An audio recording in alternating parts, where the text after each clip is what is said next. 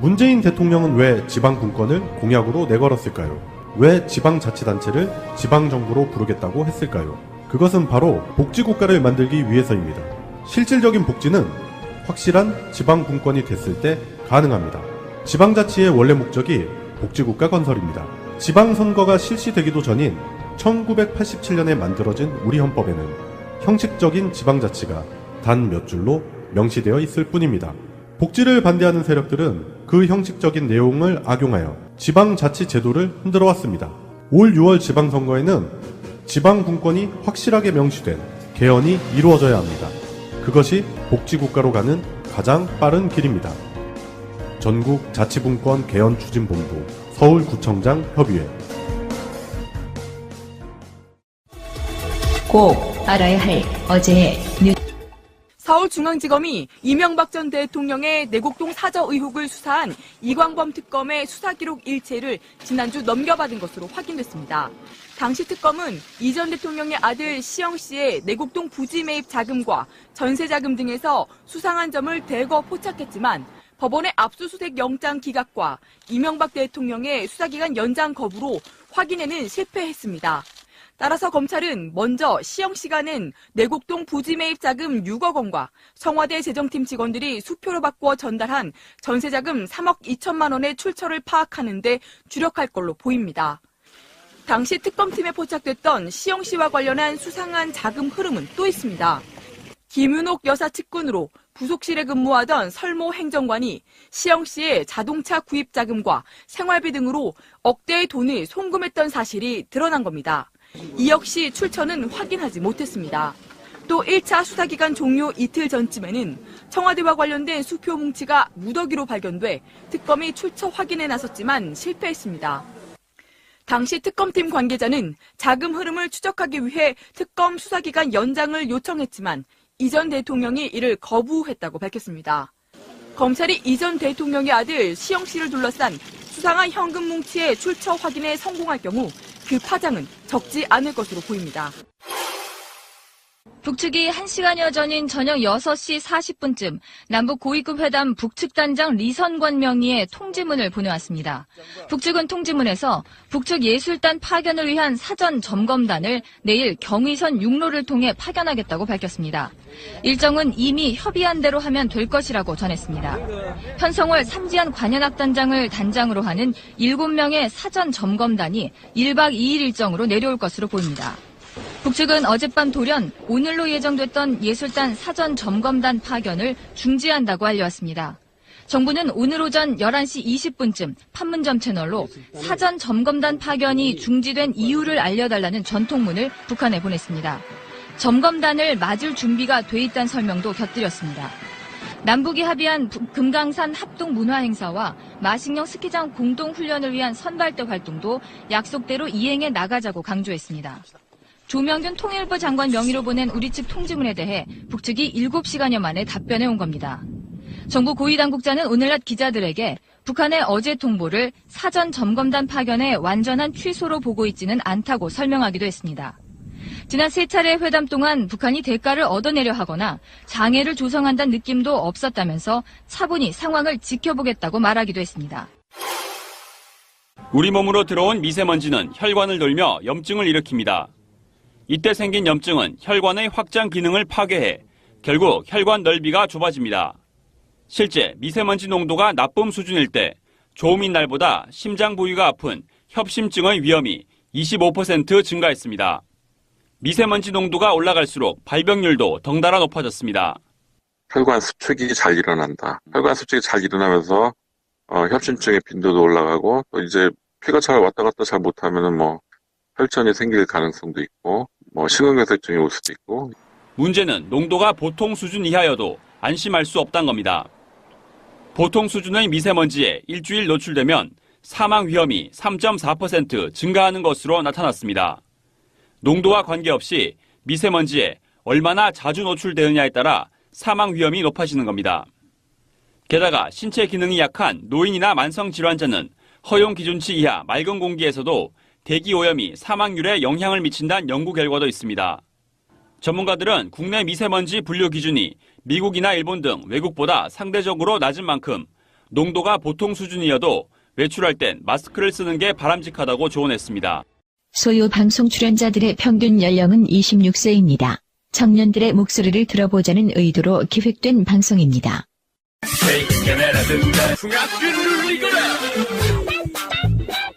소리 없이 요란한 방송. 산하소유 방송 시작하겠습니다. 반갑습니다. 안녕하세요.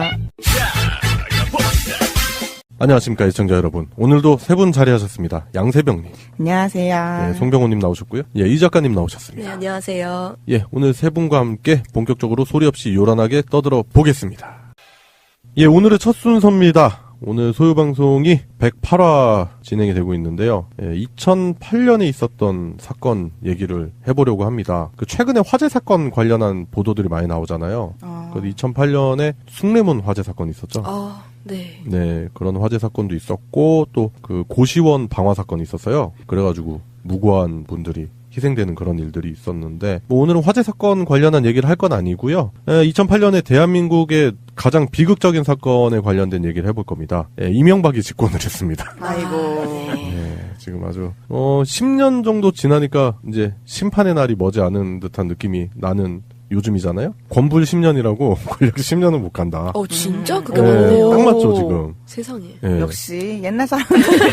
말이 다 맞아요. 네, 물론 그 전에 이명박이 현대 건설 시절부터 해가지고 서울시장, 국회의원까지 거치는 동안에 누렸던 권력도 어마어마하지만 대통령 재임 기간에 저질렀었던 그런 권력형 비리 사건이라든지 이런 부분을 생각한다면 진짜 권불 10년이 맞는 것 같다는 생각이 들고요. 최근에 이제 수사가 이제 급물살을 타고 있죠. 김희중 씨가 이제 서울중앙지검에 출두해서 했었던 이야기들, 그런 부분을 볼 때 MB가 앞으로 쉽지 않을 것 같다, 그런 생각이 들어요.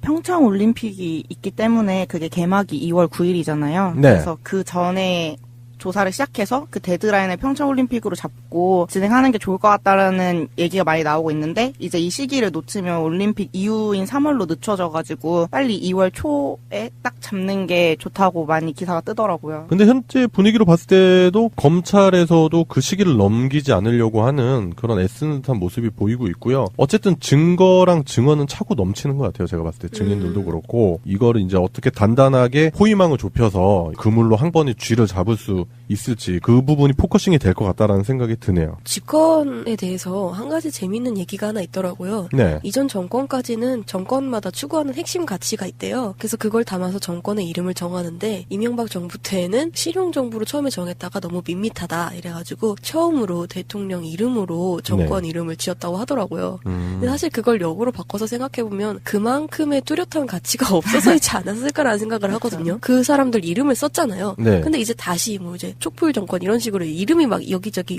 별명이 많이 나오잖아요. 네. 그런 걸 보면은 이건 그냥 실용이란 단어가 밋밋해서 였다기보다는 그렇게 담고 있는 가치가 별거 없었기 때문에 그러지 않았을까 생각이 들더라고요. 저는 좀 다른 시선으로 좀 생각을 해볼 건데, MB 정부라고도 하잖아요. 그 MB가 이제 머니, 뱅킹. 머니뱅킹 정부. 국민들의 이제 머니를 가지고 장난을 쳤고요. 또 그리고 갖가지 뱅킹 관련한 사건들도 많죠. 그렇잖아요. 주식 관련한 얘기들도 있고, 농협, 이명박이 그 부분으로부터 절대 자유로울 수 없다, 많은 대다수의 시민분들이 이제 알고 계신 사실이고, 그렇기 때문에 제가 봤을 때 그것도 MB 정부가 아마 그 머니와 뱅킹, 그걸 줄여서 MB 정부로 표현을 해도 전혀 손색이 없을 것 같다라는 생각도 드네요. 굉장히 특색이 있었네요, 다시 보니까. 그러네요. 확실하잖아, 색깔이. 네. 또 있네. 제 생각에는 그냥 자기 물건에다 견출지에 이름 써가지고 붙이듯이 네. 이 나라는 내 거야. 내 거야. 그런 의미였어. 영역 표시를. 그래서 다음 박근혜, 이명박 이런 식으로. 박근혜는 그 부분이 맞는 것 같아요. 맞아. 이 나라는 내 나라야.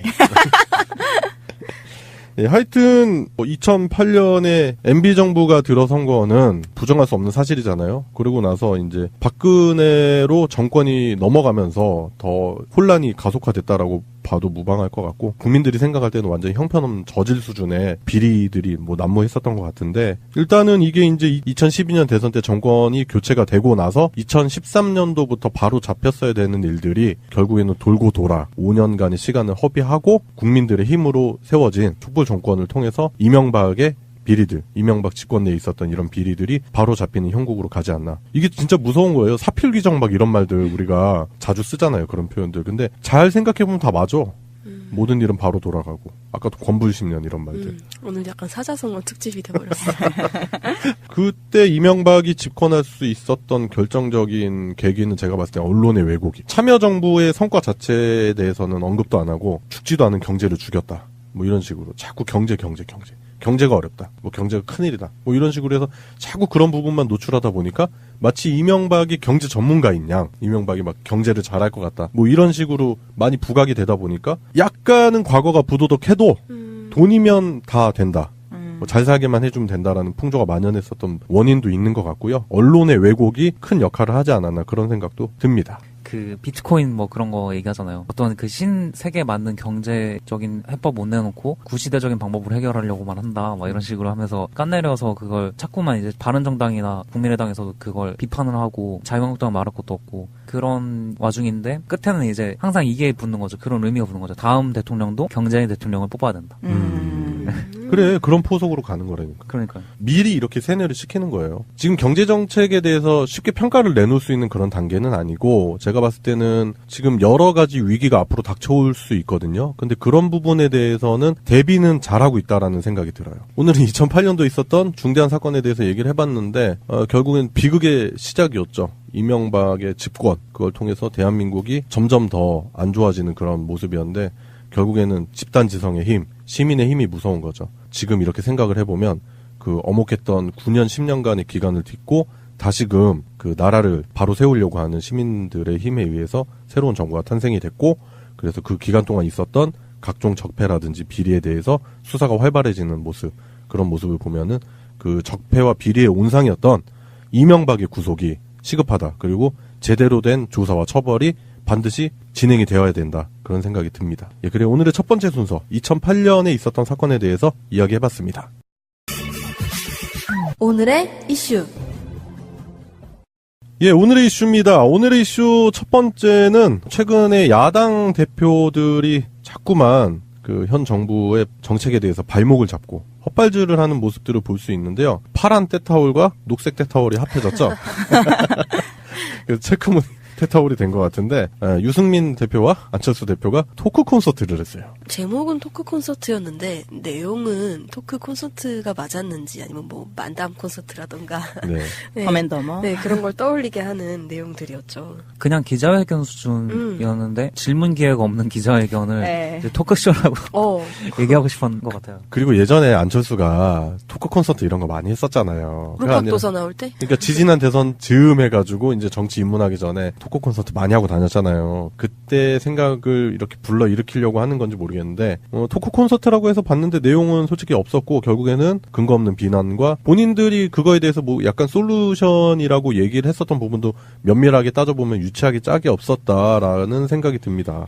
일단 뭐 유승민이 했었던 주요 발언 중에 하나가 소득 주도 성장에 대한 비판을 했거든요. 그래서 뭐 결국에는 이제 복지 정책을 비난하는 거죠. 뭐 그건 복지니까.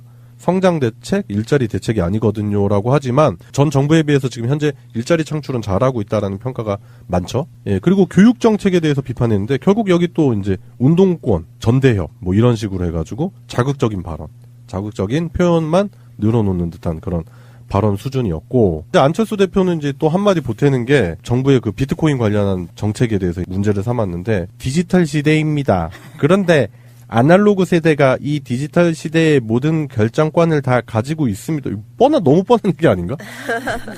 그럼 자기는 디지털 시대인가? 안철수 대표가 이제 본인이 이제 IT에 살짝 발톱만 살짝 담궜다고 생각하면 되는데. 발톱만 네. 담궜대. 그러니까 그런 입장에서 이제 얘기를 한 것 같은데. 네. 비트코인을 선두로 한 코인 시장이 있잖아요. 네네. 그 코인들을 정부에서 규제를 이제 하는 거에 대해서 비판을 했는데, 아까 말씀드렸다시피 뭔가 경제에 대한 거를 모른다는 식으로 이제 덮어가려는 그런 것도 있지만은, 네. 그런 얘기가 있더라고요. 대선 때 캠프를 운영했잖아요. 네. 그 캠프에 있던 사람 중에 유력한 사람이 비트코인 거래소를 가지고 있고 이권이 깊숙이 개입해 있는 사람이 있다고 그러더라고요. 그런 입장에서는 당연히 이익을 이제 대변하는 발언이 되기 때문에 네. 좀 약간 이게 문제가 될 수 있을 것 같아요. 근데 다들 이 두 사람이 한 발언들을 보면 이게 무슨 토크 콘서트인지 잘 모를 것 같은데 이거 이름이 청년이 미래다더라고요. 근데 네, 청년 저는 얘기 몰랐어요. 청년이 미래다라는 토크 콘서트에서 하신 얘기들을 지금 듣고 있습니다. 혹시 까먹으실까봐. 아, 그래서 앉아 계시는 분들 중에 청년분들을 이렇게 클로즈업한 영상은 많이 있는데,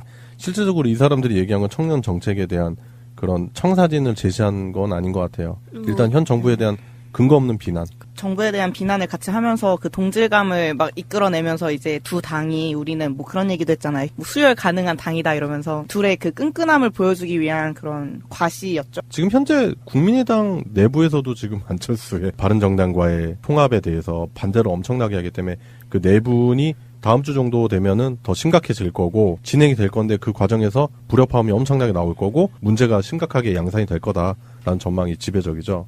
근데 그런 와중에 일단은 씹고 보자. 일단은 뜯어놓고 보자. 뭐 그런 심보인 것 같고요. 외부에 적이 누군지를 명확하게 밝혀놔야지 네. 그럼요. 내부 사람들이 분열을 더 안 할 테니까요. 네. 그런 걸 노리는 거겠죠. 그리고 이런 식으로 유승민과 안철수의 크로스 그런 부분도 있었고 빠질 수 없죠. 홍준표 얘기를 해볼 건데 평창 올림픽에 관련된 말도 안 되는 주장을 많이 펼치고 있죠.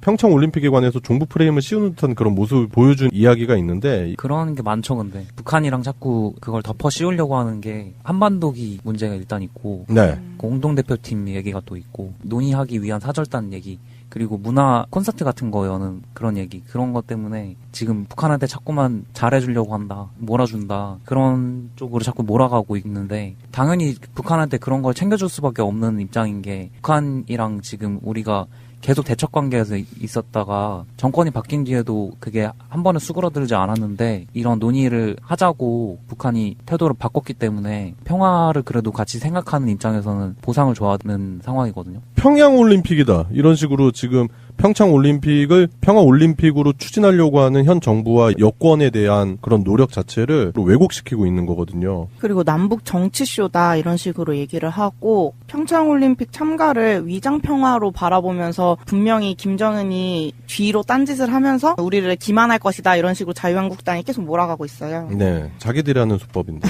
이거는. 네. 그러면서 재밌는 건 이제 예전 대통령들 중에서 김대중 전 대통령, 뭐 노무현 전 대통령 그분들의 통일을 위한 행보들을 다 이제 또 같이 후려치게 하려고 하는 거죠. 그럼요. 네. 네. 한반도기 같은 경우도 벌써 9번이나 사용된 거를 또 딴지를 걸어요. 이거 이제 진짜 와서. 쓸 때마다 계속 딴지 걸고. 그러니까 그 사람들이 그 막 깃발이라든지 뭐 이런 거 내세우는 논리가 너무 저열해요. 네. 아니 그리고 생각을 해봐요. 평창올림픽에서 김정은이 체제 선전을 한다고 쳐봐. 아니 어느 나라가 지금 현재 김정은의 북한 정권의 체제 선전을 보고 와 저 나라 좋다. 우리도 북한처럼 말도 안 되는 소리입니다.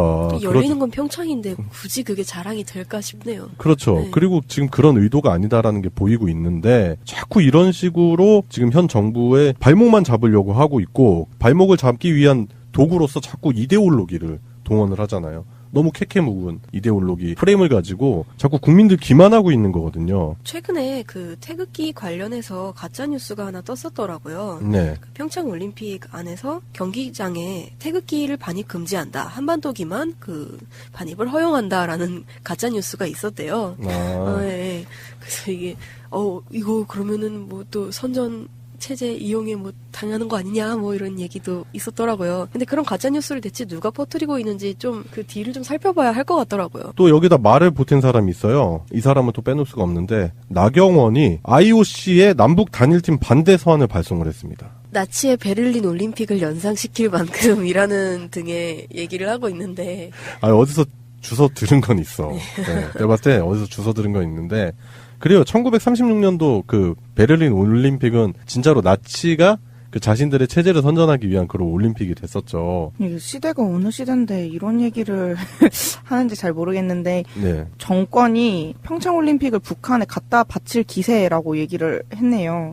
어떻게 이런 생각을 할 수 있는지 진짜 신기한 것 같아요. 나경원이니까 가능하죠. 정말. 네. 체제 선전장이라고 표현을 한다면은 굳이 그거를 반대하고 싶진 않고요. 체제 선전은 맞죠. 북한의 그런 사회주의 정권을 체제 선전을 하는 게 아니고 평화라는 체제를 선전하는 거죠. 그렇죠. 일단 남북 분위기가 평화로 가고 있다라는 그런 분위기가 선전이 되겠죠. 네, 평화 체제의 선전이지 이게 네. 그 사람들이 생각하는 것처럼 뭐 적화 통일 체제의 선전은 아니잖아요. 거기다가 이제 여자 아이스하키 대표팀이 그 남북 단일 단일팀을 함으로 해서 그 피해를 보고 있다 뭐 이런 식의 얘기들, 그런 얘기들. 언제부터 지들이 그런 데까지 신경을 언제부터 신경 써줬다고. 써줬다고. 예, 그런 식으로 자꾸 그런 일들을 확대시키려고 하는, 침소봉대시키려고 하는 그런 부분도 보이고. 심지어 김성태 한국당 원내대표도 마식령 스키장 공동훈련 합의를 가지고 뭐 압제와 탄압의 상징을 평화의 상징으로 둔갑시키고 있다라는 식으로도 얘기를 했었죠. 네, 돈줄을 풀어주는 효과도 줄 수 있을 것이다라는 또 말도 안 되는 주장들을 하고 있고요. 그렇게 해서 경제가 풀리면요.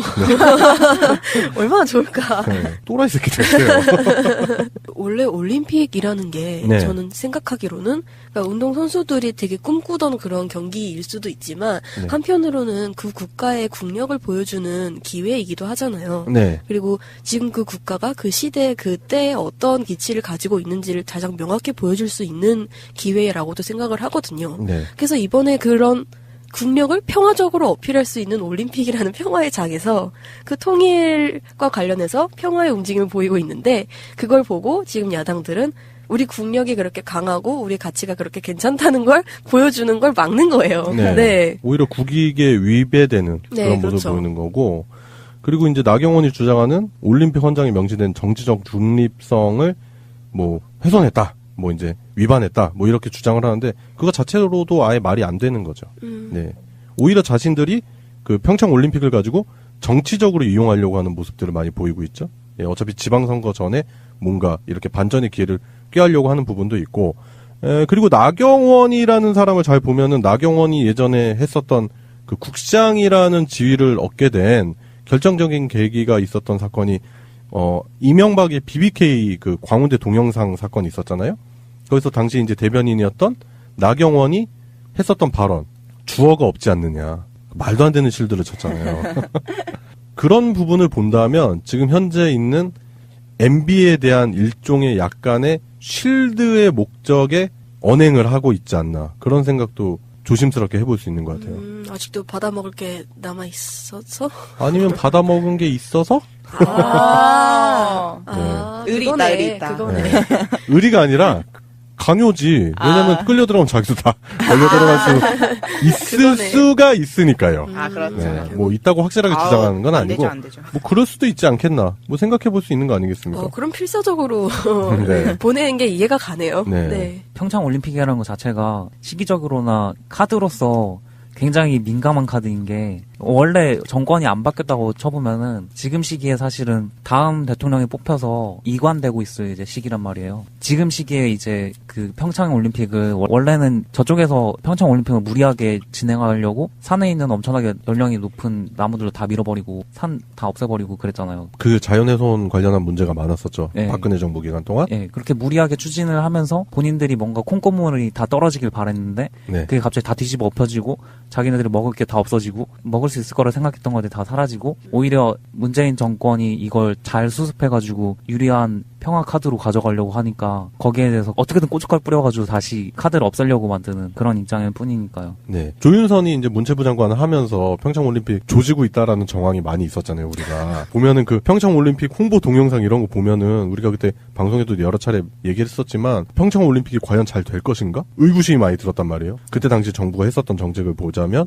근데 현재 문재인 정권이 들어서고 나서 어쨌든 평창 올림픽은 개최를 해야 되잖아요. 근데 그거를 잘 수습하려고 하는 여러 가지 노력들이 보였고 국민들도 동참을 해서 그 전에는 솔직히 평창 올림픽이 우리 올림픽 같지 않았잖아요. 그렇죠. 저들이 뭔가 해먹으려고 하는 일종의 또 다른 하나의 그들의 비리 통로가 되지 않을까 그런 생각이 들었는데 이제 문재인 정권이 들어서고 뭔가 바로 잡히고 그러기 때문에 이제 평창 올림픽을 성공적으로 개최해야 된다는 국민적 염원도 들어갔고 그리고 그걸 잘 수습하려는 문재인 정권의 노력의 의지도 보이고 있고요.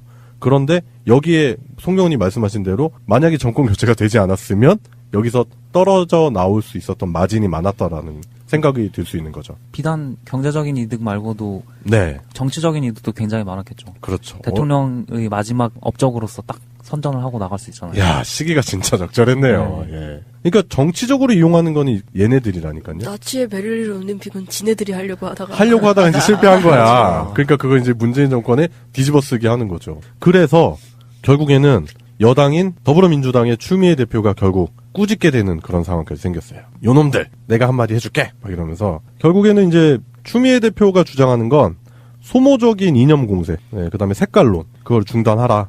그런 식으로 촉구를 하게 됐는데 어쨌든 전 세계의 이목이 집중돼 있는 평창 동계올림픽의 성공적인 개최를 위해서 야당도 협조를 좀 해라라고 당부까지 하는 상황이 됐습니다. 예, 오늘의 첫 번째 이슈였습니다. 예, 오늘의 이슈 두 번째입니다. 예, 악마들이 있었죠. 예, 고 백남기 농민의 유족을 명예훼손했었던 MBC의 김세희 기자, 웹툰 작가 윤서인, 그 다음에 자유청년연합 대표 장기정 씨가 결국엔 재판에 회부된다는 반가운 소식입니다. 반가운 소식. 네, 지난주에 서울중앙지법에서 이들에 대한 1차 공판이 열렸는데요. 네. 최근에 19일 날 윤서인 웹툰 작가가 자기는 아무 잘못 없다고 글을 또 올렸어요.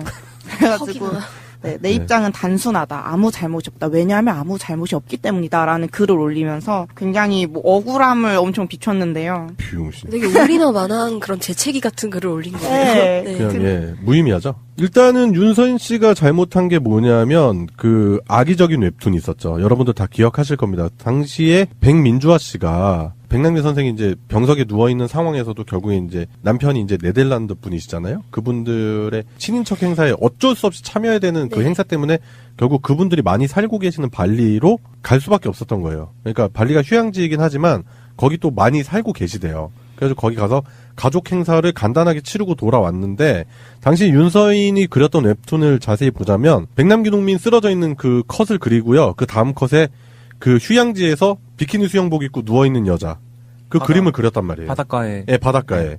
그건 완전히 악의적으로 왜곡하고 명예훼손한 거죠. 네, 허위사실 유포한 거고요. 심지어 비키니를 입고 휴양지에서 페이스북에 이제 아버지를 살려내라 막 이런 걸 쓰고 있는 모습으로 그렸고 네. 그리고 아까 전에 얘기했던 19일자 SNS에 이름이 민주화인 사람이 민주주의의 기본인 표현의 자유를 탄압했다 이런 식으로 글을 올렸어요. 그놈의 표현의 자유 진짜. 우리도 표현의 자유 한번 해줄까? 말로 우리는 표현의 자유를 나도 말로. 표현하고 싶은 게 굉장히 많은데. 네. 예, 그리고 아까 그 웹툰 사건이 있고 나서 김세희가 또 바로 화답을 해주죠. 납득하기 어려울 정도로 매정한 딸이 있다. 뭐 이런 식으로 해가지고 페이스북에 그 글을 올렸어요. 문제되는 글을 올렸는데 거기에 나왔던 표현이 뭐냐면 사실상 아버지를 안락사시킨 셈이다. 이씨. 우리가 저번에 한번 다뤘던 사건 중에 벤츠 관련한 그 컴플레인 사건 있었잖아요. 네. 김세희 기자. 네, 맞아요. 기획 네. 취재. 거기 나왔던 사람이 누굽니까? 윤서인. 서로 잘 모른다는 윤서인과 그 김세희. 아내까지도 한번 출연한 경력이 있는. 예, 그리고 나서 수구 집회에서 둘이 다정하게 사진 찍은 것도 보였었고요. 예, 한 통속 한 몸통이죠. 연리즈 같아 얘네는. 연리지. 연리지가 기분 나빠하겠다. 그리고 김세희 기자가 했었던 게 그 페이스북에 썼던 그 글이 또 문제가 됐던 게 더더욱 놀라운 사실은 위독한 아버지의 사망 시기가 정해진 상황에서 해외 여행지인 발리로 놀러 갔다는 점, 뭐 이런 식으로 자꾸 왜곡하고 SNS 활동을 했었다는 것도 문제가 되는 거죠. 아니 기사로 쓰지도 못할 거라 페이스북에 저렇게 짓거릴 거면 네. 맞아요. 네, 굳이 자기 이름을 걸고 저걸 왜 썼는지가 참 의문이네요. 좀 바보스러운 모습이었네요. 익명으로 어디 게시판에다 쓰던가. 차라리 그렇게 가짜뉴스를 만들었으면 예. 만들었지. 예. 그리고 장기정이도 문제가 되는 게 장기정 역시 트위터와 페이스북에 아버지가 적극적 치료를 받지 못하면 사망할 것을 알면서도 적극적 치료를 거부해 사망케 한 것이라는 왜곡의 글을 또 올렸죠. 초창기 그 경찰이 쏜 물대포 자체가 사인이었잖아요. 어떻게 보면은 그 중차대한 그런 질환을 유발하게끔 한 그런 원인이었기 때문에 이게 과연 연명 치료로 과연 백남기 선생이 다시 회복될 수 있었을까라는 그런 부분까지 생각을 해본다면 장기정의 이런 말 자체도 허위사실 유포의 명예훼손이죠. 그때 제 기억으로는 1년 넘게 병상에서 끈질기게 버티셨거든요. 근데 그런 분을 무슨 안락사를 하긴 무슨 안락사를 왜 해요? 그 유가족이 안락사 시켰다라고 하는 주장 자체가 완전히 고인의 명예 그리고 유족의 명예를 훼손하는 짓이죠. 사실 이제 윤서인 작가는 검찰에서 이렇게 얘기를 했다고 해요. 사실에 기초해서 표현한 것이라고 명예훼손 혐의를 부인했다고. 근데 이게 사실에 기초한 것도 아닐 뿐더러 사실에 기초했다 하더라도 이건 명예훼손 혐의가 적용될 수 있는 부분이라고 생각을 하거든요. 네. 그럼요. 그래서 검찰 관계자의 주장은 그렇습니다. 상당수 내용이 허위 사실이다. 첫 번째 그렇고 두 번째는 백 씨가 공인이 아닌 일반인에 속하기 때문에 해당 글 게재는 공공의 이익에 부합하지 않는다. 그러니까 개인을 비방하고 욕되게 하려는 목적으로 네. 했다라는 걸 지금 밝히고 있는 거죠. 사실 확인을 하러 병원에 왔으면 사람들이 가만히 뒀을까요? 맞아. 원하게 해버렸겠지. 네. 거기 장례식장 바로 밑에 있다. 이런 사람들은 법으로 단죄하면 됩니다. 우리가 뭐 감정적으로 한 소리 하는 정도는 이제 뭐 표현의 자유? 표현의 자유 정도? 맞아. 표현의 자유 정도로 우리가 보장을 받아야 될 거라고 생각을 하고, 지금 현재 이 사람들에 대한 강한 법적 처벌을 기대해 볼 만할 것 같아요. 네, 아무래도 여론도 그렇고 재판부도 그렇고 명예훼손으로 판결 날 것 같은 그런 긍정적인 징조가 보이죠. 네. 뭐 윤서인이야 그렇다고 치는데 김세희 기자는 고민이 많겠어요. 사장도 바뀌고. 네. 그런데다 이제 네, 소송도 걸리고 어디로 쳐야 되나. 자득이죠. 뭐. 네. 이런 식으로 약자들을 공격하는 프레임. 본인들의 영향력을 가지고 약자들을 공격하는 프레임.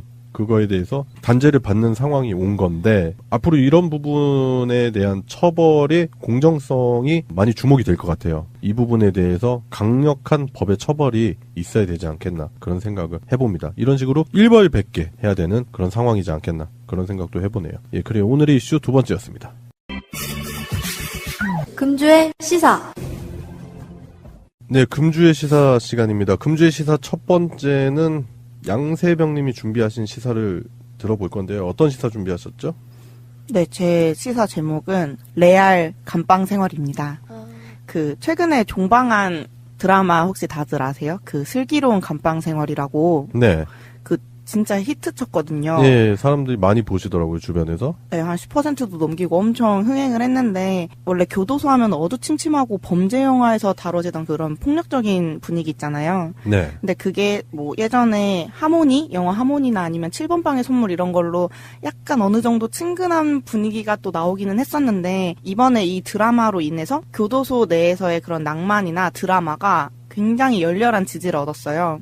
그런데 한편으로는 요새 살인 같은 강력범죄도 되게 많았고 또 박근혜 씨가 지금 교정시설 내에 있는데 네네. 그렇기 때문에 이런 공간을 드라마로 인해서 너무 미화시키는 게 아닌가 하는 우려도 사실 있었거든요. 그래서 실제로 교정시설 당사자들이나 아니면 전문가들이 이 드라마를 보고 되게 억울하다고 느낀 부분들이 있었는데 의외로 그거는 낭만적인 그런 설정들보다는 네. 내부의 널찍한 생활 공간 때문에 억울해 하셨대요. 안 그래도 박근혜 씨가 작년 10월에 미국 CNN을 통해서 인권 침해 논란을 제기한 적이 있었잖아요. 네, 그랬었죠. 그때 박주민 의원이 의정부 교도소에서는 6명이 생활하는 공간을 지금 당신은 혼자 쓰고 있는데 이건 전 대통령의 예우를 넘어서 부당한 특혜다 뭐 이런 식으로 꼬집은 적이 있었잖아요. 네. 그때는 그게 크게 와닿지 않았었거든요. 그냥 6명이 생활하는 만큼의 엄청 큰 공간을 박근혜가 쓰고 있구나 이렇게 생각을 했었는데 한국의 교정시설 내의 공간이 1인당 평균 면적이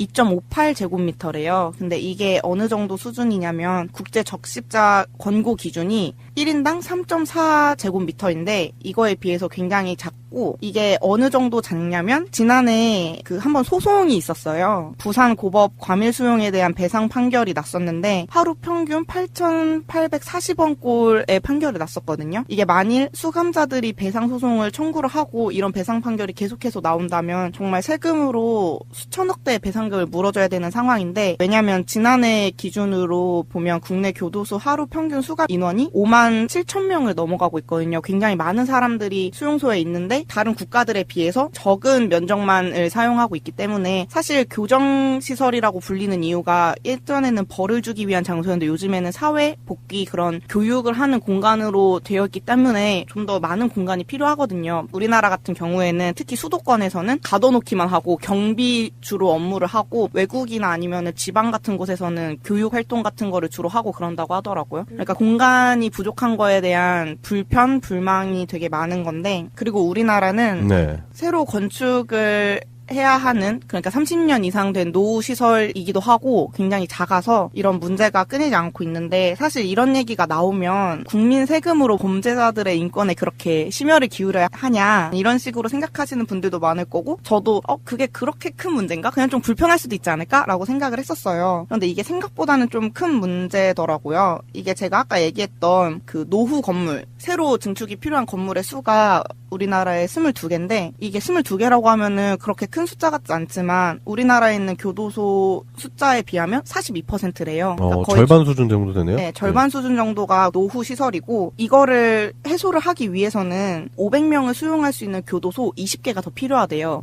그래야지만 과밀 수준이 나아질 형편인데 이렇게 하기에는 교도소가 대표적인 님비잖아요. 다들 어느 지역에서든 원하지 않기 때문에 이 문제를 해결할 수 있는 방법이 없는 거죠. 그래서 어쩔 수 없이 교도소를 새로 건물을 짓는 게 불가능하니까 교정당국에서는 수용자 수를 어떻게든 줄여야 되는 거예요. 그래서 아예 입소자 수를 줄이거나 아니면은 그것보다는 좀 더 실행력이 있는 가석방을 늘리는 방법을 주로 사용을 하고 있다고 해요. 근데 저는 개인적으로 가석방을 늘리는 게 별로 마음에 드는 방안처럼 들리진 않거든요. 왜냐면은 범죄자들이 수용시설이 없기 때문에 어쩔 수 없이 일찍 사회에 나오는 것처럼 보여서 저는 별로 좋은 방법이 아닌 것 같은데 라고 생각을 했었는데 실제로 교정당국에서 이렇게 애초에 마음을 먹는다 하더라도 비율은 점차 줄고 있대요. 하도 엄격하고 하다 보니까. 그러니까 이게 굉장히 문제가 되는 게 일반 대중들의 입장은 범죄자들의 인권을 위해 우리 혈세를 쓰고 싶지 않다. 그리고 편하게 살 거면 그게 교도소냐. 그리고 범죄자들이 불편하게 지내야 되는 게 당연하다는 여론이 많은데 한편으로는 제가 말씀드린 것처럼 교정당국의 실정을 보면 그 OECD 국가 중에서 한 개 교정시설당 평균 수용 인원을 봤을 때 우리나라가 1등이래요. 그러니까 다른 나라들에 비해서 우리나라가 굉장히 적은 공간에 많은 사람들을 수용하고 있는 거고 여기에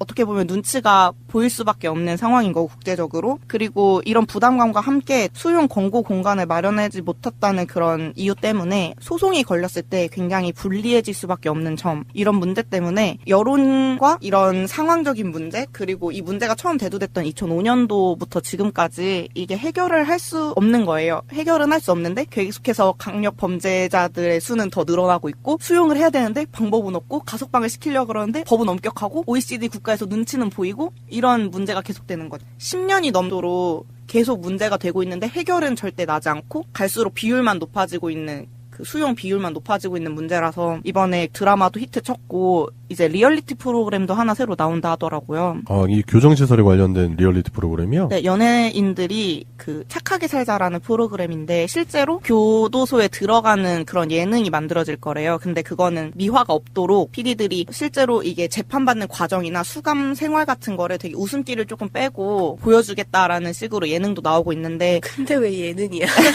그러니까 이게 다큐로 가야 되는 거 아니야? 조금 다큐 형식의 예능이래요. 그래서 약간 페이크 다큐처럼 애초에 출연자들이 자신이 범죄를 저지르지 않았는데 몰래카메라 상황으로 범죄에 참여가 됐다라는 식으로 들어간대요. 애초에 그런 경각심을 주는 예능도 만들어지고 있다고 해서 요즘에 교도소가 이슈처럼 사람들이 많이 관심을 갖게 되는 것 같더라고요. 그래서 실제로 교도소의 가장 큰 문제점은 뭔지 한번 소개를 해드리고 싶어서 가져왔습니다.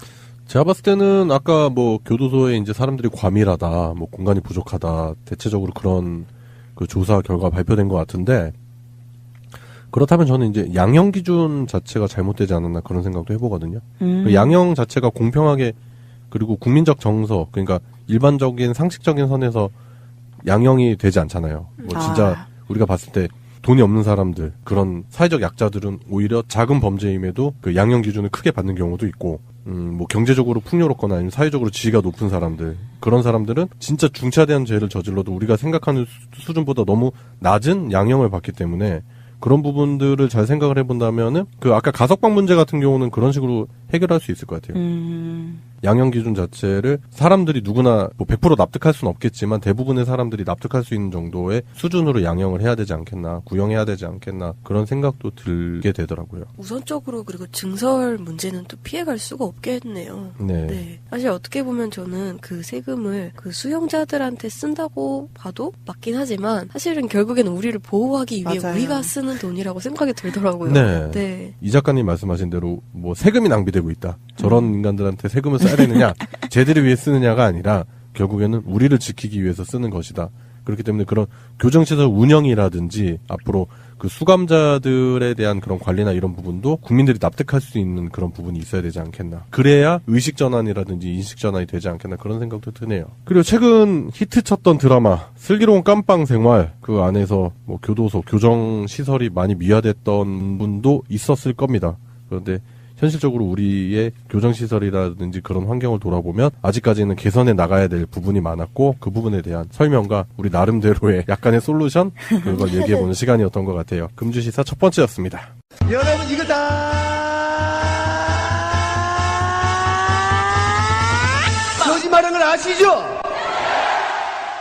예, 금주의 시사 두 번째입니다. 이 작가님이 준비하신 시사인데 어떤 시사 준비하셨죠? 네, 저는 또 요즘 핫한 비트코인. 아, 비트코인이요. 네, 비트코인과 언론이라고 한번 준비해봤습니다. 네. 요즘 비트코인을 검색하니까 진짜 한도 끝도 없는 뉴스와 할 말들이 쏟아져 나오더라고요. 네. 이게 투기냐, 투자냐, 뭐 이게 규제하는 게 맞냐, 아니냐. 누구는 얼마를 벌었다고 한쪽에서 글이 올라오면 또 누구는 이렇게 폭삭 망해서 나 지금 한강물 체크하고 있다. 뭐 이런 글도 올라오고 있고요. 그래서 비트코인에 참여하던 하지 않던 지금 약간 사회 자체가 좀 이상 열기에 빠져 있는 느낌이에요. 네. 패닉에 빠져서 우왕좌왕하고 있다는 느낌도 들고요. 그리고 여기까지는 많은 얘기가 나왔기 때문에 오늘은 제가 할 얘기는 그런 비트코인을 다루는 언론에 대해서 좀 얘기해보고자 합니다. 정부가 처음에 비트코인이라는 이 새로운 사건에 대해서 좀 다소 우왕좌왕하는 모습을 보였잖아요.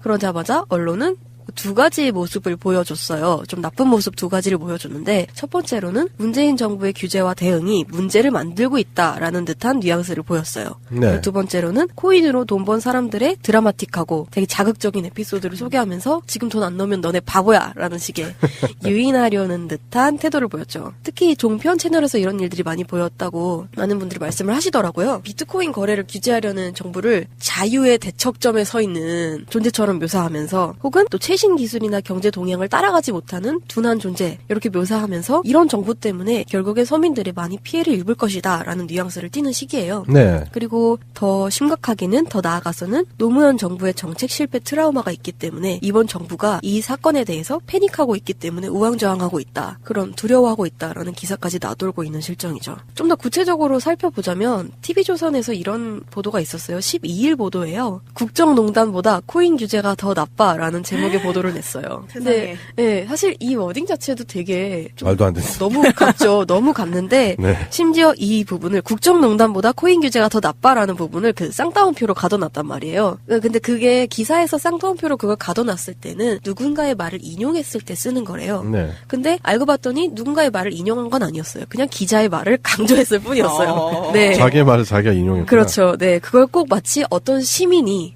현장감 있는 목소리인 것처럼 묘사를 한 거예요. 13일 날에는 나라 안팎 가상화폐 초대박 설설설이라는 제목의 보도를 냈습니다. 제목도 너무 좀 싼티 나가지고. 진짜다 진짜. 이게 어떤 내용이었냐면 제대로 검증되었다고 완벽하게 확인하기 힘든 그런 비트코인 성공 사례들을 나열한 거예요. 네. 뭐 누가 얼마를 벌었다더라.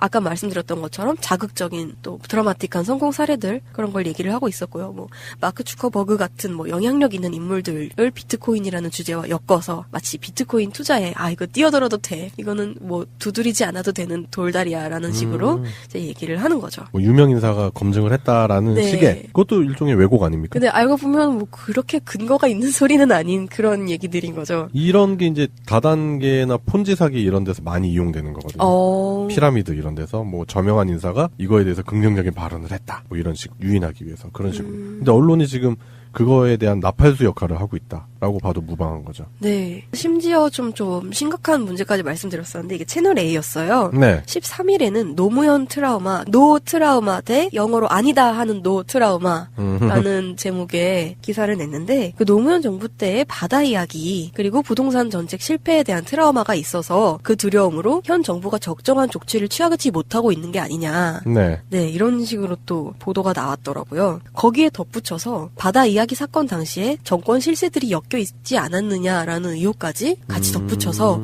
뭐 홍준표 대표의 진짜 뭐 좀 말도 안 되는 네. 말을 좀 인용을 하면서 뭐 여론조사 많이 하던데 그 돈 다 어디서 났냐 뭐 그때 바다 이야기 때 한몫 벌어놓은 거 아니냐 이런 식의 인터뷰를 인용하더라고요 기사에서. 그러면서 제 말이 저리긴 했는지 뭐 이거는 개인의 의견 뭐 이런 식으로 또 얘기를 하긴 했지만 그 언론들이 다루는 그리고 언론들이 현 정부를 바라보는 시각이 아주 명확해요. 우리의 적. 그렇기 때문에 지금 언론들이 그 정부 정책이라든지 지금 오늘 이제 비트코인 관련한 이야기를 해보고 있는 건데 관련해서 쏟아내는 기사 제목이나 이런 것들 수준이 거의 찌라시예요. 거의 찌라시 수준의 그런 수준의 기사들을 쏟아내고 있고 대부분 다 뜯어보면은 내용 자체가 근거 있는 내용도 거의 없고 네, 그렇죠. 그런 부분이 문제라는 거죠. 사실 가상통화에 대한 찬반을 떠나서요. 사실 비트코인에 엄청난 거품이 끼어 있다는 사실에는 뭐 찬반 양쪽에서 상관없이 그냥 대부분 동의하는 내용일 거라고 생각을 해요. 네. 근데 거래 양상도 지금은 비트코인을 채굴한다기보다는 그거를 사고 파는 과정에서 생기는 차익으로 이익을 보는 구조잖아요. 그러니까 신규 투자자 유입이 계속해서 지속되지 않으면 거품이 이게 유지될 수 없을 거라고들 다들 말씀을 하시더라고요. 이를 두고 누군가는 그래서 비트코인 거래는 지금 폭탄 돌리기 게임이 아니냐 이렇게 얘기도 하고요. 그러니까 언론이 자꾸 이런 비트코인 관련한 이야기 안에서 문재인 정부가 정책을 잘 못하고 있다라는 식으로 띄워놓고 그리고 관련한 기사가 올라가면은 댓글을 악의적으로 다는 거죠. 지금 문재인 정부가 코인 규제에 관해서 얘기하는 바람에 내가 손해를 봤다. 이거 책임져야 된다. 네. 뭐 이런 식으로. 맞아요. 그런 식으로 해서 자꾸만 악의적으로 이용하려고 하는 세력들이 있다라는 거죠. 아직까지는. 네. 그런 모습이 보이고 있는 거죠. 그래서 제가 사실은 이 이슈를 들고 오면서 결론적으로 말씀드리고 싶었던 것도 그런 거였어요. 지금 언론의 이런 보도 행태가 비트코인의 광풍이 사그라들고 또 손해보는 사람들이 많이 생겼을 때 그 피해를 정부에게 돌릴 단초를 제공하고 있지 않나 이런 네. 생각이 들었어요. 지금 밑밥을 까는 상황인 것 같더라고요. 네. 그래서 마치 정부의 잘못된 대응과 대처가 비트코인 시장을 망가뜨렸다라는 식으로 갈 수 있지 않을까. 네. 네. 근데 실제적으로 보면은 비트코인 관련한 보도나 이런 부분은 많이 쏟아지는데 실제로 비트코인으로 이득을 봤다라는 사람 아니면 비트코인으로 막대한 손해를 받아서 뭐 문제가 심각하다라는 사람의 실체들은 거의 없어요. 뭐 그것이 알고 싶다에 나왔었던 비트코인으로 돈 번 사람들 정도? 벌었다고 주장하는 사람이죠. 그냥 자신들이 봤을 때 돈을 벌었다라고 주장하는 사람들 정도? 그 정도에 대한 내용이 있지 실제적으로 그런 실체는 많이 없어 보인다. 그런 생각도 들고 그렇기 때문에 그런 악의적인 기사에 다는 그 악의적인 댓글들을 쓰는 사람들이 과연 비트코인을 했던 사람들일까? 그것 때문에 피해를 봤던 사람들일까? 라는 생각도 들고 아니면은 그런 비트코인 관련한 정부의 비난의 기사를 쓰는 기자들이 혹시 비트코인에 투자를 하지 않았을까? 그래서 열이 받는 거야. 아, 그러니까. 이놈의 정부 때문에 다 죽여버리겠어! 막 이러면서. 그런 것도 있고 언론사 자체가 이제 뭐 TV조선, 조선, 동아 그런 사람들 뻔하잖아요. 그 노무현 대통령 얘기를 자꾸 넣는 게 네. 자신들과 대척점에 섰던 사람이었기 때문에 이런 식으로 자신들의 밥그릇도 지키고 그걸 밥그릇을 지키는 과정에서 다른 걸 이용해서 자꾸 정부를 공격하는 듯한 양상의 모습을 보이는 거죠. 정부를 공격하는 것도 공격하는 거고 게다가 약간 의문이 드는 건 왜 자꾸 신규 투자자를 유치하려는 듯한 움직임을 보일까였어요. 그렇죠. 네. 네. 마치 언론사 이익이 그러니까 개인적인 이익이 기사에 반영된 것처럼 보이는 거죠. 예. 투기 시장의 자본 구조가 그렇잖아요. 갑자기 자본이 빠져나가면은 폭락하는 그런 양상의 그래프를 보이거든요. 그렇기 때문에 자본이 빠져나가면 안 되는 거예요. 기본적으로. 계속 유입이 돼야지만. 예, 그렇죠. 계속 그래야지 상승 그래프를 유지할 수 있는 그런 구조가 뭐 단순하게 설명드리자면 그런 구조가 유지될 수 있다. 그러니까 하이머미스키 모델이라고 하는데 비슷하다. 이렇게 보면 이제 쭉 올라가다가 중간에 이제 실체가 드러나고 나서 이렇게 푹 떨어져서 현실 가격이 정상화되는 그런 모델이 있어요. 지금 이제 우리가 아. 모니터로 같이 보고 있는데 네.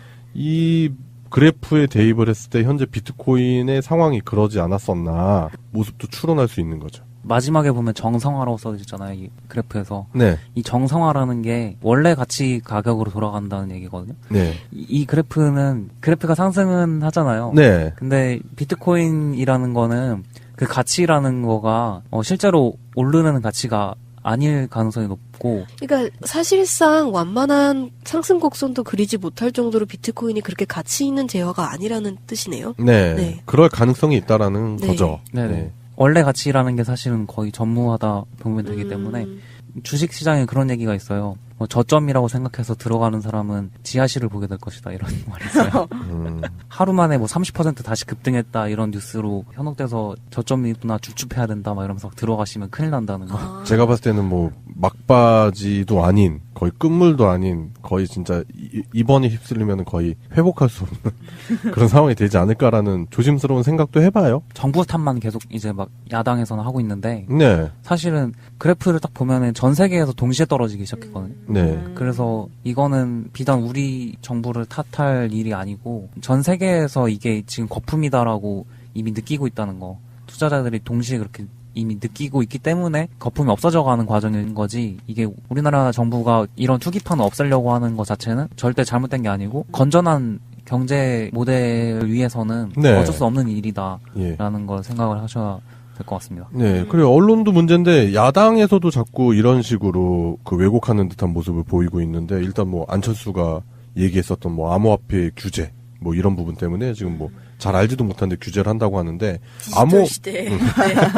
디지털 시대에 아날로그 세대가 막 이러면서 그런 말도 안 되는 소리 하는데, 송명님께서도 아까 지적을 하셨는데 그게 이제 암호화폐 규제 그런 부분이 아니에요. 과열된 투기 시장 자체를 규제하려는 그런 목적으로 해석을 해야 되는데, 일단 전혀 그 맥을 짚지 못하고 있다.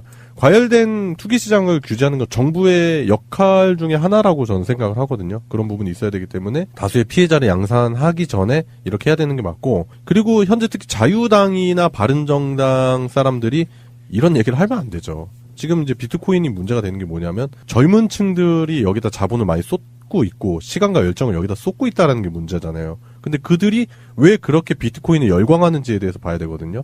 왜냐하면 그만큼 앞으로의 미래가 불투명하고요. 그리고 그만큼 그 사람들이 가지고 있는 상대적 박탈감이 왜 생성이 되는지 봐야 되는데, 그거에 일조한 사람들이 지난 9년간 이명박근혜 정부에서 누구였냐고요. 번듯한 청년 정책, 아니면 일자리 대책, 고용 대책 내놓은 적 있습니까? 그런 거 전혀 없었잖아요. 그리고 뭐 복지 정책이라든지 그런 거 전혀 없고, 문재인 정권 들어서자마자 비트코인 시장 과열되니까 이때다 싶어가지고 그걸 가지고 자기들이 또 정치적으로 이용하려고 하는 것 같은데, 진짜 그런 식으로 이용을 하려고 하는 게 과거에는 먹혔을지 몰라요. 하지만 지금 현재에는 먹히지 않는다. 왜냐면 그만큼 가짜 뉴스라든지 그런 사람들의 가짜 주장에 대해서 되반박하거나 바로 잡을 수 있는 그런 순기능이 이미 시민들 사이에는 충분히 있다라는 생각이 들기 때문이죠. 그 실제로 그걸 조사를 해보면 뭐 이걸 정말로 투자를 했다고 하는 사람이 한 6% 정도 된대요. 그러니까 없어. 실체가 없어. 돈 벌었다는 사람, 돈 잃었다는 사람이. 그러니까 사실은 지지율이 70%에서 60%대로 떨어졌다. 네. 그거 원인을 사실 그걸로 잡는 것도 네. 비트코인 때문이다라고 잡는 것도 되게 말도 안 되는 얘기고요. 자꾸 그런 식으로 그 그래프나 수치를 가지고 사람들이 현혹시키는 거죠, 계속. 그래서 뭐 아무튼 뭐 언론에 대해서 어떻게 생각하는지는 개인의 몫이지만 네. 그래도 이런 부분도 있다라는 거 한번 오늘 들고 와봤습니다. 네, 뭐 기레기라는 말이 괜히 나왔겠습니다. 예, 그래요. 이 작가님이 준비하신 시사였습니다. 예, 금주의 시사 세 번째는 송병훈님이 준비하신 시사인데요. 어떤 시사 들고 오셨죠? 네, 이번 주 시사는 서울시의 미세먼지 대책에 대해서 얘기해 보겠습니다.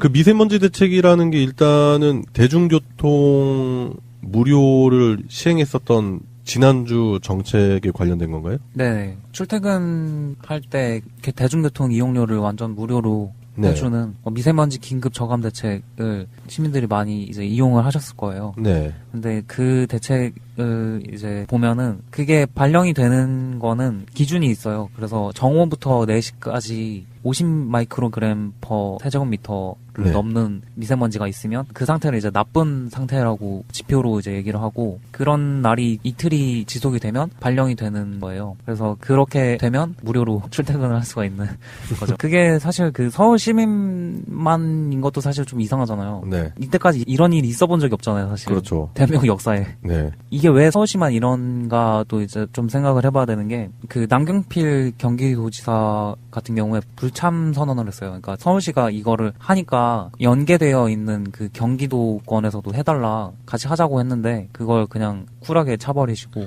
그게 왜 중요하냐면은 서울 사람들이 서울로 출퇴근하고 그런 구조가 아니잖아. 그렇죠. 그러니까요. 예, 서울 사람들이 경기도로 나오는 인구도 많고 경기도에 있는 사람들이 서울 안으로 들어가는 인구도 많기 때문에 경기도와 서울시가 같이 연계해서 했다 그러면은 꽤 괜찮은 일이었을 맞아요. 텐데. 그리고 이제 인천 유정복 시장도 불참 선언을 했어요. 네, 인천도 무시 못하죠. 왜냐하면 서울과 바로 인접한 시기 때문에. 그렇기 때문에 이게 실효성이 없다고 지금 이제 반박 논리들이 있어요. 예, 자기들 이게- 안 했으니까 이제 효과 없다라고 얘기해야겠죠. 네. 시내가 얼굴장 놓고 뭘. 네, 두 분께서 큰 어깃장을 놓았기 때문에 네. 사실 실효성이 3% 정도밖에 지지 않았던 거고 그게 이제 제대로 됐으면은 어떤 그 효과가 있었을 거라고 생각을 해요. 그러니까 그게 되더라도 효과가 없다고 또 반박을 하는 주요한 주장은 이게 미세먼지가 중국에서 주로 날아오는 거지 우리나라에서 생기는 게 아닌데 우리가 교통수단을 안 쓴다고 그래서 줄어드는 게 아니다 이렇게 얘기를 하는데 그게 이제 재밌는 연구 결과가 또 마침 나왔어요. 국립환경과학원에서 분석을 했는데 네. 16일부터 18일까지 수도권에 있었던 고농도 미세먼지 예, 그날이 되게 심했었던 날들이었죠. 네, 예. 런던 스모그 사태 때 이제 막 사람들 막 죽고 했었던 그런 정도의 심각함에 거의 비견했다고 이제 박원순 서울시장이 이제 얘기를 했는데. 그래요? 네, 그때 그 먼지가 분석을 해보니까 국외 영향보다 국내 영향이 더 컸다는 거예요. 네, 그게 연구 결과로 나왔고 왜 그런지 이제 좀 찾아보면은 중국 같은 경우에는 중국에서 워낙 심하잖아요. 거기는 네. 뭐 거의 뭐 완전 막 스모그 시야가 형태로 확보가 안 될 정도로. 예, 예. 완전 막 덮여버리거든요. 중국에서도 이제 문제시가 2013년부터 중국 국무원에서 발표한 대기오염 방지 행동 계획이라는 게 있어요. 네. 그거에 맞춰서 걔네들은 일사불란한 거 좋아하잖아요. 잘하고. 통제. 예, 일사불란하게 초등학교, 중학교 그런 학교에 있는 석탄까지 아예 다 강제로 꺼버려갖고 애들을 좀 덜덜 떨게 만들면서까지 저감을 시키는 거예요. 그러니까 이게 2013년 이후로는 중국에서 오는 미세먼지는 점점 줄어들고 있어요. 오히려. 네. 그래프로 보면 진짜로 쫙 줄어들어요. 대박이다. 네. 반비례 그래프가 형성이 되고 있다. 네, 사실 예. 그렇게 일사불란하게 하기도 참 어려운데 그렇게 줄어들고 있고 좀 무식하게 들리네. 네, 하여튼 예, 그런 상황인데 네. 그렇다면 이제 우리는 미세먼지가 점점 더 심해진다라고 얘기하고 있잖아요. 네, 우리나라에서는 또 반대로 그 미세먼지가 많이 들어가는 연료는 사실 쓰면 안 되거든요. 네. 폐목이라든가 네, 폐목자재들. 건축자재들 예. 중에 뭐 그런 것들은 사실 유독물질도 나오기 때문에 쓰면 그렇죠. 안 되는데 예. 그런 규제를 사실 9년간 많이 풀었고 규제 완화라는 네, 오히려 명령안에. 규제 완화를 예. 했고 그런 공장들이 점점점 이제 슬금슬금 수도권으로 올라와요. 왜냐하면 수도권 근처에서 그런 공장을 돌려야지 사실 운송비가 싸지니까. 그렇죠. 운임이 네. 낮아지니까요. 네. 예.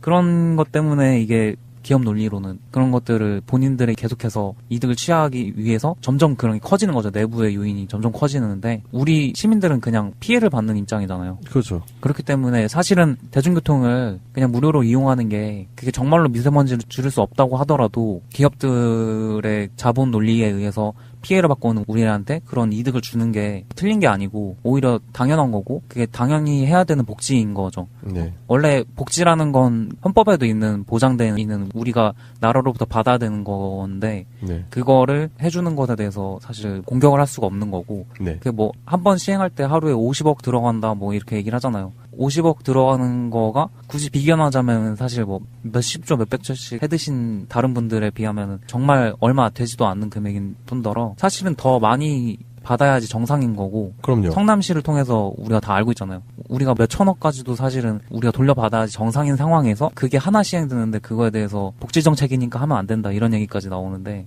네. 말도 안 되는 주장이라고 얘기를 하고 싶네요. 예, 잘 생각해보면 돼요. 남경필 반대했었죠. 유정복이 반대했었죠. 유정복은 어떤 사람입니까? 그리고 남경필이를 잘 보면은 간판을 자주 바꾸시는 분이잖아요. 결국에는 자신의 정치적인 입지를 위해서 살아가는 분들이란 말이에요. 국민 복지랑 전혀 상관없는 인간들입니다.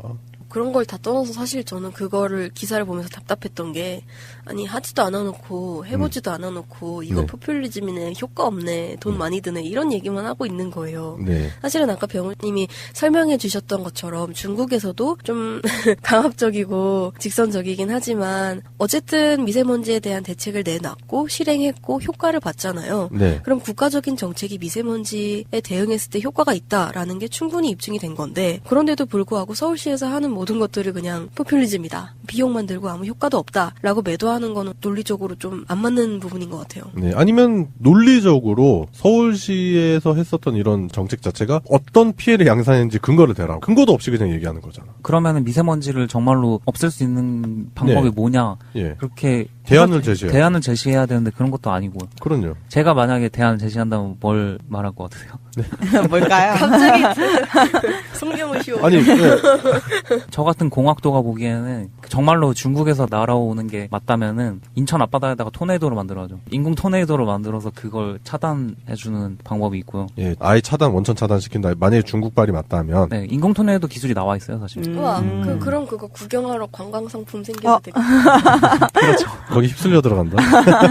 그리고 저는 또 짚고 싶은 게 우리나라가 또 화력발전소가 급증했잖아요. 네. 그런 것들 규제를 사실 들어가야 되거든요. 네, 지금 화력발전소 때문에 나오는 미세먼지 양도 뭐 상당하다라는 발표도 있고요. 네, 거기 들어가는 연료로 일본에서 엄청난 양의 그 방사능 물질이 묻어있는 그 목재를 수입한다는 얘기도 있었잖아요. 헐랭 무슨 곤약 젤리 먹는다고 지랄하더니. 그러니까 그 정도까지 규제를 다 풀었던 거예요, 그 사람들이. 그렇죠. 네. 예. 그런 것들을 규제를 다시 살려야 되고 원인이 되는 그런 시설들을 많이 없애야 되는데 그런 건 기업 논리에 또 위배되고 그러면 이제 자유한국당 그분들이 주장할 수가 없는 거기 때문에 해결책에 대한 얘기는 없고 그냥 비난만 있는 분위기겠죠. 그렇죠. 자신들의 본진에다가 공격은 안 하잖아요, 애들이. 네. 예, 그래요. 서울시에서 시행했었던 미세먼지 대중교통 할인 정책에 대해서 반대하는 지자체장, 경기도의 남경필, 인천의 유정보, 그 두 사람의 주장에 대한 논리적인 반박? 그 부분에 대해서 한번 생각을 해서 얘기를 해봤는데, 결국에는 이런 정책들을 통해서 할 수 있는 게 단지 그날 교통비가 싸졌다. 뭐 그날 뭐 무료로 교통시설을 이용했다라는 게 중요한 게 아니라 이런 노력들을 통해서 사람들이 미세먼지에 대한 실체라든지 그리고 이게 주요 원인이 어디서부터 시작됐는지 그런 인식 전환을 도울 수 있는 부분도 있는 것 같고요. 그리고 이거를 실천을 함으로써 그 아까 송병호님 말씀하셨던 그런 복지의 확대 그런 부분도 같이 꾀할 수 있다 그런 생각이 드네요. 예, 그리고 송병호님이 준비하신 시사를 끝으로 새날 소유방송 108화 오늘은 여기까지 하겠습니다. 감사합니다. 감사합니다. 여기까지 합시다. 타이틀 음악, 디템포, 편집, 최정민. 대통령을 재앙과 죄인으로 부르고 이를 방조하고 있는 호텔에 그 책임을 묻지 않을 수가 없습니다. 쥐박이라고 했어요. 박근혜 대통령 때 뭐라고 썼어요? 박근혜라고 썼어요. 그렇게 저희가 모독을 할 때 우리가 표현의 자유를 들어서 그걸 옳은 제도로 갔습니다. 네, 보신 것처럼 민주당 추미애 대표가 대통령 욕설을 방치한 네이버를 고발하겠다고 했었죠. 그러자 홍준표 대표가 이를 비판하면서 이명박 박근혜 정부는 표현의 자유 때문에 모욕적인 표현을 다 참았다라고 맞섰습니다. 홍 대표의 이 말은 사실일까요? 홍 대표 발언대로 이명박 정부에서는 아까 나온 쥐박이 발언 같은 거 그냥 넘어갔던가요? 그냥 넘어가지 않았습니다. 네. 대통령을 쥐박이라고 쓴 현역 군인 상관모욕죄로 기소돼 유죄 판결을 받았습니다. 네. 각하라는 표현과 함께 욕을 썼던 현역 대위도 역시 유죄였습니다. 그러고 보면 이런 이제 욕설까지는 아니더라도 예. 표현의 자유 측면에서 보면 다들 기억하는 게 인터넷 농객 미네르바 사건 있지 않았습니까? 네, 2008년 말이었습니다. 경제정책과 관련된 허위 사실을 유포했다. 이런 이유로 구속까지 시켰습니다. 네. 무죄로 풀려나긴 했는데 그때까지 100일 넘게 옥살이를 했습니다. 또 정책 비판 동영상을 올렸다는 이유로 국무총리실이 일반 시민을 감시했던 민간인 불법 사찰 사건도 있었습니다. 김종익 씨가 피해자였죠? 네, 맞습니다. 대통령 욕이 연상되는 SNS 계정은 폐쇄시켰고 안티 이명박, 닥근혜닷컴 이런 인터넷 주소들은 시민들이 못 쓰도록 청와대가 차지해버렸습니다. 그런데 홍준표 대표가 한나라당 원내대표하던 시절에 네. 그 사이버 모욕죄라는 법을 추진했던 걸로 기억이 되는데 취지가 이런 것 아니던가요? 네, 맞습니다. 그러니까 피해자가 고소를 하지 않아도 수사기관이 자의적으로 알아서 수사할 수 있게 하자는 겁니다. 네. 그러니까 표현의 자유를 침해한다는 논란이 불거졌는데 홍 대표는 당시 인터뷰에서 이렇게 말했습니다. 악플은 표현의 자유라고 볼 수 없다. 헌법의 보호를 받을 가치가 없다라고 했습니다. 표현의 자유 때문에 참았다는 어제 발언과는 좀 다르죠. 이 법안은 통과 안 되고 폐기됐습니다. 결혼기념일이라고 남편이 꽃을 사갔더라고. 아, 행복하겠다 언니. 차라리 돈으로 주지. 먹을 수도 없고 나중에 버리기도 힘들고 말이야.